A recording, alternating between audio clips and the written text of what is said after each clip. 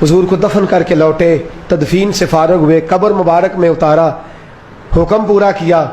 कहते हैं वापस आए तो जनाब अंस से सैयदा फातिमा कहने लगी, अंस तूने भी मेरे रसूल पे मिट्टी डाली है, अंस तेरी जुर्रत हो गई थी। फरमाते हैं उस वक़्त फातिमा का पहला आंसू गिरा और फिर 6 महीने हुजूर के बाद हयात रही, मैंने उसके आंसू ही गिरते देखे। लोग सो जाते, वो हुजूर के रोज़े पे जाके बैठ जाती। कहते मैं समझाता बहलाता, लेकिन फातिमा कहती अली सब्र अपनी जगह, करम अपनी जगह, और मैं तुझे क्या बताऊं, बहन भाई पहले सारे चले गए, वालदा पहले छोड़ गई, अब हुजूर अलैहिस्सलातु सलाम ने भी पर्दा डाल लिया है,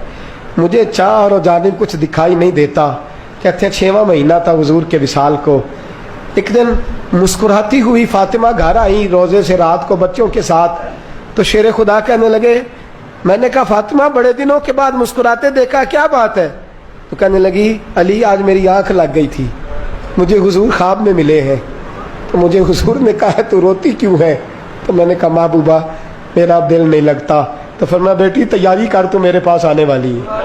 हज़रत अली फरमाते हैं बस फातिमा बीमार हुई, चंद दिन गुजरे तो मुझे बुलाया और कहने लगे अली वक्त जाने का आ गया है, ये अली के घर की है इज्जत अली से सुनते, नबी के घर की है इज्जत नबी से सुनते, वो जिसने मुअज़्ज़ज़ किया घराने को, हुसैन पाल के जिसने दिया ज़माने को, जाने का वक्त आ गया है। अली पहली बात तो ये है कि हुजूर की नवासी जनाब उमामा से शादी कर लेना, वो हुजूर को बड़ी प्यारी है,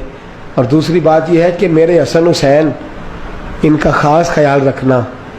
और तीसरे लफ्ज़ कहे तो हज़रत अली तड़प के रोए, कहने लगी मैंने वक्त गुजारा है, आपकी हुकूक मेरी जिम्मेदारी थे, मैं इंसान थी भूल जाती थी, अगर मुझसे कहीं कोई कमी रह गई हो तो मुझे रज़ाए इलाही से दरगुजर करना, कहीं मैं हुजूर के सामने जाके शर्मिंदा ना हो जाऊं। शेर खुदा करम अल्लाह ताला वजहुल करीम फरमाते हैं मैंने हाथ थामा और मैंने कहा फातिमा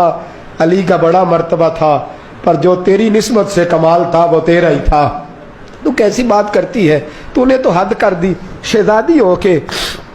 मेरे घर में खादिमों की तरह रही। हज़रत फातिमा रज़ियल्लाहु ताला अन्हा का दूसरा हुक्म ये हुआ कि मुझे रात को दफनाया जाए,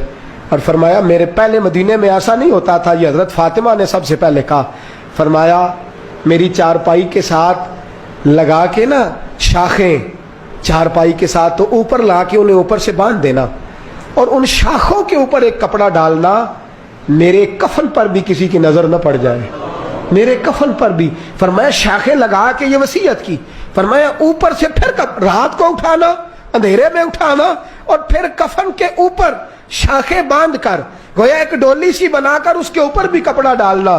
किसी गैर महरम की मेरे कफन पर भी नजर न पड़े, और अली मुझे अपने हाथों से कब्र में उतार के अल्लाह के सुपुर्द करना। जनाब अनस बिन मालिक फरमाते एक क़यामत हुजूर के विसाल पे देखी थी, और दूसरी क़यामत मैंने हज़रत फातिमा का जनाजा उठी तो देखी। फरमाते उमर फारूक एक कोने में लग के रो रहे थे, मैं गया,